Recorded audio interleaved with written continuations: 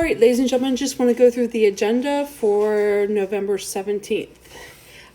First, if you have not completed your Chapter 3 test, you need to Canvas message me as soon as possible.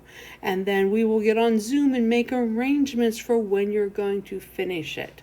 So please do that first thing this morning. Okay, everyone else, I have not looked at the test yet.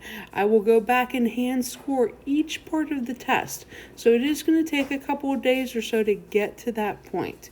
So if I have not responded back to your messages, that is the reason why.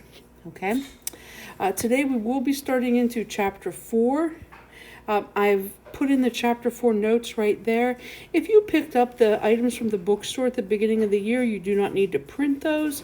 Those were part of the chapter or part of the materials that you picked up at the beginning of the year. There are 2 videos, and those videos are here and here. They go with our first section of notes, which is sections 4.1, 4.2, and 4.6. Okay. After that, you will have an assignment. The assignment is right here. It is also part of the Chapter 4 notes packet. So if you have that, you don't need to print it out. If you don't have it, then yes, you need to print it out.